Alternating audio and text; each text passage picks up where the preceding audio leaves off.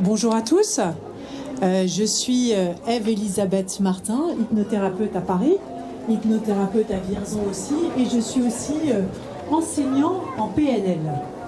Est-ce que vous savez ce que c'est la PNL? Bravo, programmation neuro-linguistique. À quoi sert la PNL par rapport à l'hypnose?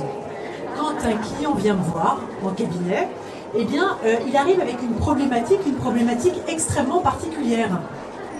En hypnose, on part du principe où si la personne ne sait pas ce qu'elle a, son inconscient sait exactement ce qu'elle a. C'est pour ça que la PNL intervient. On arrive à savoir de manière très précise quelle est la question derrière la question. Et ensuite, sous hypnose, eh bien, on dégomme la croyance limitante en question, l'émotion qui pose un problème. Donc alors, comment ça se passe une séance d'hypnose? Est-ce que certains d'entre vous ont déjà fait de l'hypnose? Ouais, t'as fait de l'hypnose? Qui d'autre a fait de l'hypnose? Une séance, mais vous en avez fait quand même. Ok. Alors, je vais vous expliquer comment ça se passe. L'hypnose, déjà, intervient sur quoi? Il s'avère qu'il est possible que vous ayez une croyance limitante, une émotion qui vous pose un problème, une anxiété, un stress, certains une phobie, une envie de changer quelque chose, par exemple avoir envie d'arrêter de fumer, avoir envie de perdre du poids, etc., etc. On en discute et ensuite, très rapidement, eh bien, je vais faire ce qui s'appelle vous mettre en transe. La fameuse transe hypnotique. Alors le mot transe, ça semble toujours un peu bizarre, mais c'est le terme consacré. C'est-à-dire qu'avec ma douce voix, je vais utiliser un langage très spécial, avec une syntaxe très particulière qui va faire en sorte que, eh bien, le conscient va rester là. Évidemment, le conscient reste très très en contrôle, parce qu'on se demande souvent, mais avec l'hypnose, qu'est-ce qui se passe? Où part le conscient? Évidemment, le conscient, il reste là. Hein. C'est pas comme Mesmer que vous pouvez voir à la télévision, qui vous dit dors, et puis vous dormez tout de suite. Non, c'est pas comme ça que ça se passe. Le conscient reste là, très en contrôle. Seulement, grâce à ce langage hypnotique, eh bien, la partie inconsciente devient très réceptive.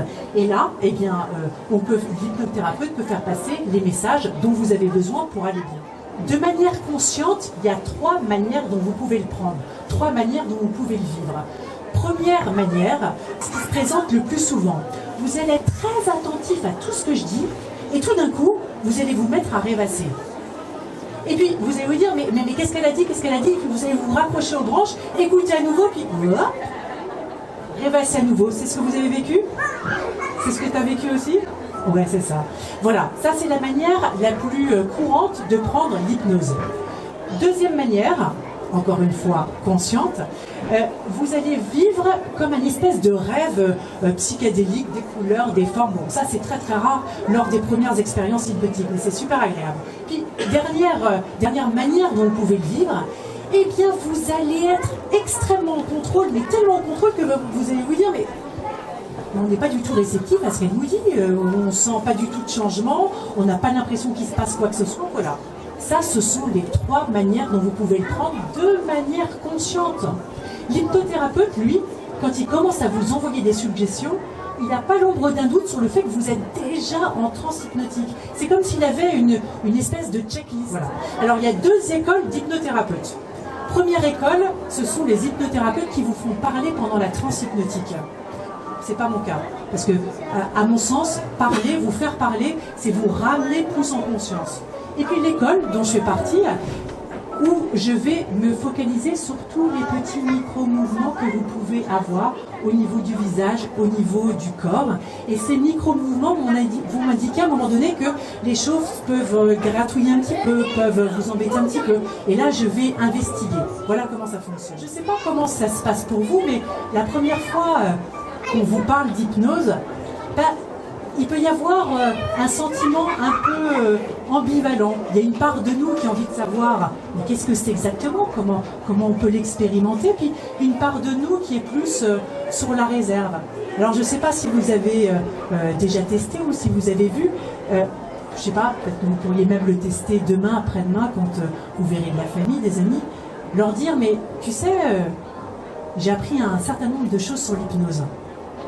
Puis là, vous allez voir, tout d'un coup, les gens vont plus vous regarder dans les yeux.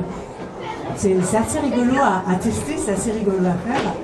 Et alors, tout de suite après, vous pouvez leur dire « Ah non, mais attends, tu sais, rassure-toi, hein, ça passe pas du tout par le regard. » Mais ça va les rassurer 1 seconde et demie. Hein, parce que tout de suite après, après ils vont se dire, mais si ça passe pas par là, le regard, ça passe par quoi exactement?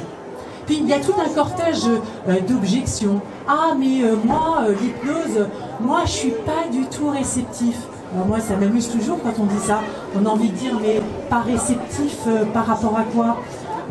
C'est comme si on faisait l'analogie avec la musique. Oui, moi, la musique, je suis pas du tout réceptif. Ok, mais alors, quel style de musique? Est-ce que tu connais vraiment toutes les musiques? Est-ce que tu as vraiment tout testé? Voilà des choses générales que je peux dire sur l'hypnose. Pour vous en rendre compte, j'aimerais vous proposer une petite expérience. Est-ce que vous êtes prêts? Ouais, vous êtes bien assis tous? Ouais?